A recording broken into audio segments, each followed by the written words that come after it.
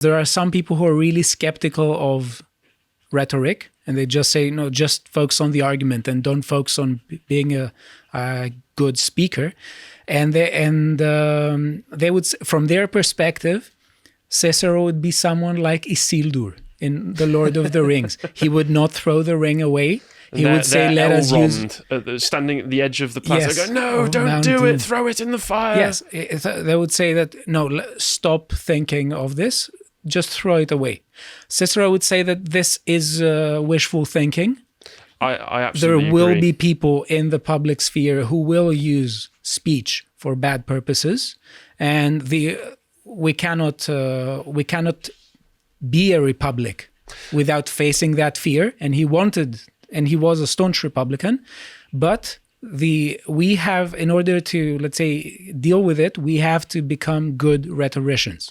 I absolutely agree with that, because at the end of the day, as much as we venerate, and Cicero himself, through some of the characters, puts forward the argument that reason should be above all. And I do agree that human emotions should be downplayed to some degree by reason, but that's something that's only really going to be able to be achieved by some of the great thinkers of our lifetime. Most people operate on a purely emotional level, and the ability of using rhetoric, of using effective argumentation, is to cut beyond anything and get to the emotional core of an argument. And if you want to be able to put forward an argument effectively, you are going to have it have an emotional impact on people, and to do so, you will need good rhetoric and good rhetorical skills to be able to do so. That's one of the things that made Trump so effective in his first campaign in 2015 through 2016, was the fact that he was taking these issues that really hit at the emotional core of what a lot of middle America was concerned about,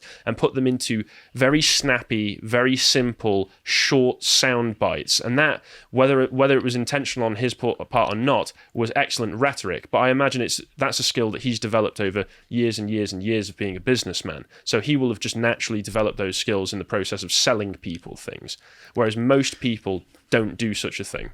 I want to say something about this and tie it with Cicero and Aristotle, and go back to rhetoric nowadays. It seems to me that Cicero is following Aristotle in thinking that the requirements of a good orator are ethos, character, pathos, which is passion or emotion, and logos, which is reason. And he thought that you could you had to have all three. Of course, it depended on the audience, but in order to make a good speech, you need to have a combination of both. The precise mix depends on context, but he thought that was really you need to tailor a speech to your audience, but I do agree that you need to be well developed in all three of those areas in your speaking skills to be able to put a point across effectively. Yes, and the thing is that we have to say that Cicero is talking about the lost dialogues of Aristotle that he considered to be one of the finest specimens of writing. And it's so depressing when I hear something like that, it's just ancient knowledge, ancient art that we don't have access to anymore. Yes, and this is really weird. If you have read any Aristotle, you will definitely ask yourself, what the hell is Cicero saying? Because Aristotle's writings, at least the ones that we have, they are not particularly good in a prosaic sense. They're good in terms of content, but they seem more to be like notes that were compiled for his lectures. Yes, we were discussing this yesterday, that I imagine what they were. They were probably just lines that he wrote down for himself to remind himself of his position that he could present to his class, and then a discussion would go from there. So if we take Cicero at face value, Aristotle did have dialogues in the way that Plato had, and one of the greatest orators of all time says that they were really beautiful in terms of prose, which is bittersweet.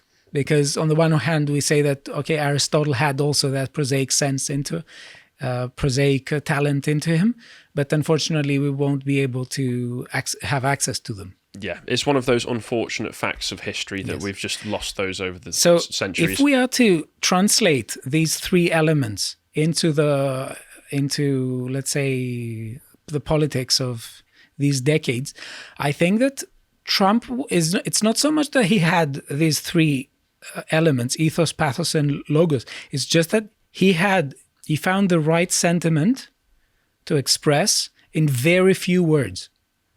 So he was extremely laconic. You could say that I think, that does focus a bit on the pathos element, because there's a lot of passion put into it that really connects with an audience. I think as really good speakers, this may be a bit, it may sound a bit banal, but I think Ronald Reagan and JFK were really good speakers in US, and Winston Churchill was an excellent speaker in the UK. And there's a reason that we have compilations of Churchill's witty sayings, because he was very effective. Yes, and you do see in Churchill, for instance, the combination of all three elements in the way that you don't see it in other politicians who may express the sentiment of the time without necessarily their speech being good in terms of rhetoric. That's a separate question as to whether it's good in terms of content. So back to Cicero's philosophical commitment. Cicero was really interested in academic skepticism, and that implies that he was something like a fallibilist, as we would say today. He thought that certainty was not possible, or at least he seems to have thought this, and he isn't so much in favor of all the positions he lays out in the Republic he wrote.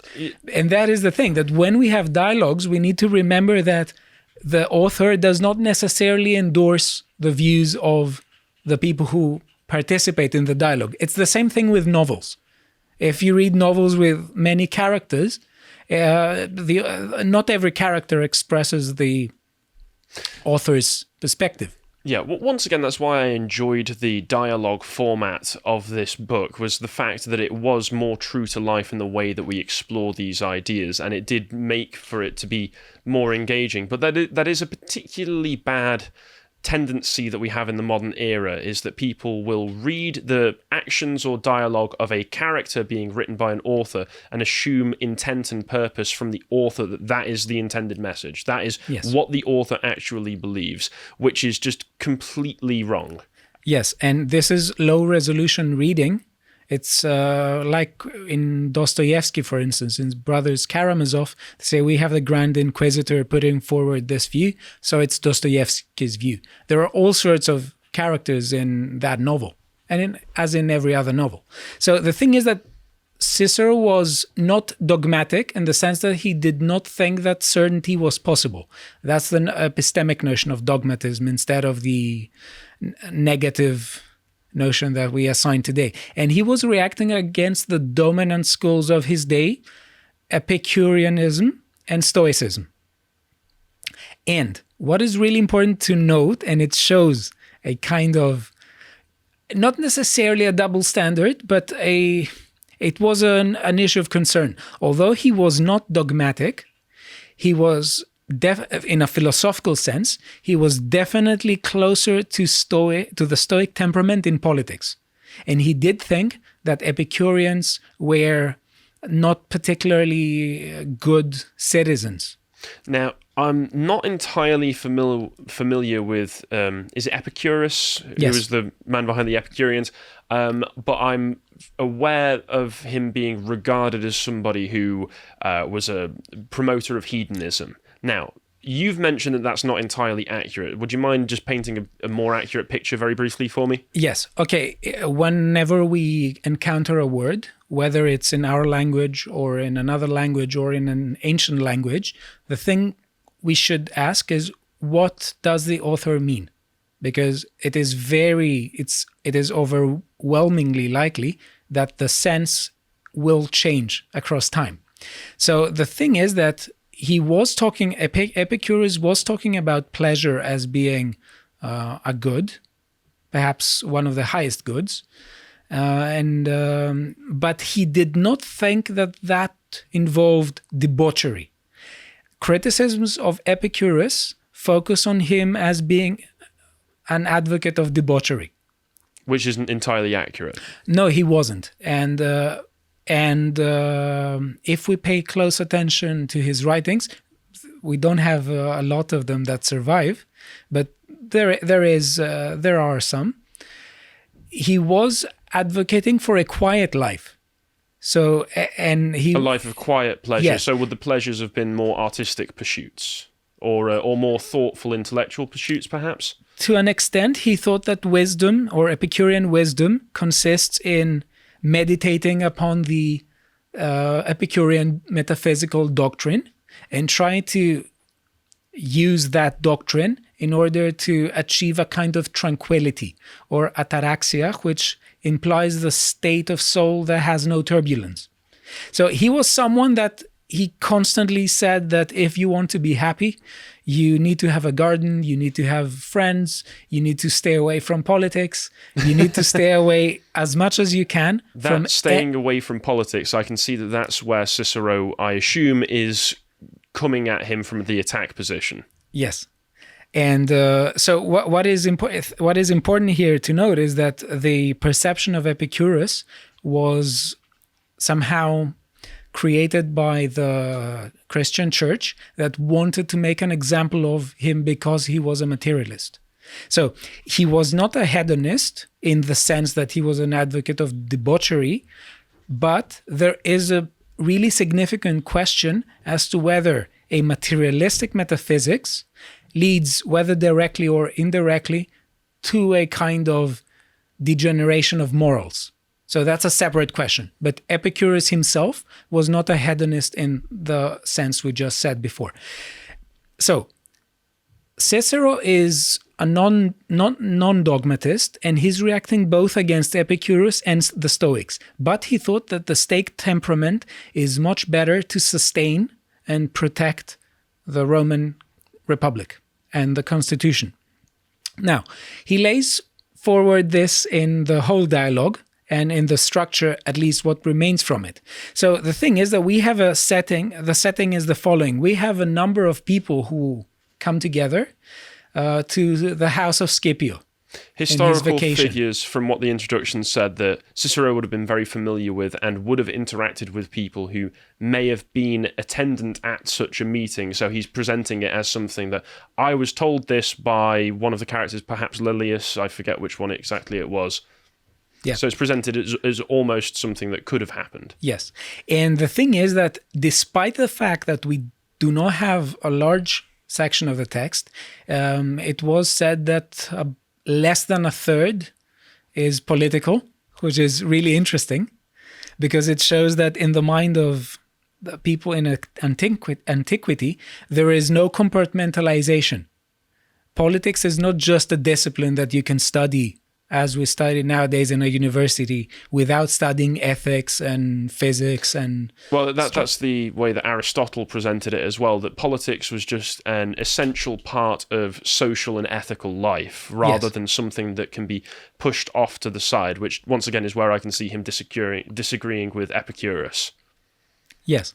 And you do see that he does think that Scipio is somehow the person we should listen to more. I feel that he was using Scipio to voice his own opinions, or to a certain extent. There's this question that whether what he thought philosophically to be the case was something that he thought was sufficient for public life. And this raises questions of honesty, and the question of whether that was a white lie on his part. Sorry, could you expand on that a little bit? Yes, I didn't catch exactly what you meant by that. It seems that on a philosophical level, he is a skeptic. Mm-hmm. But he did think that particular doctrines were far better to maintain society and the Roman Republic, and he seems to have advocated them more staunchly. So he was advocating them almost in a utilitarian sense, because they are better for the Roman Republic, because they present better outcomes for us. Those are the ones that we should focus on, even if we can't be entirely sure of their certainty. I would phrase it in the following way. He was sensitive to some consequentialist considerations, and he may have thought that this was necessary in order to preserve the Republic. Well, I can understand how he came to that conclusion, given that he, as you mentioned, he was a statesman himself, so he would have to have very practical considerations in everything that he had done up to that point. To watch the full video, please become a premium member at lotuseaters.com.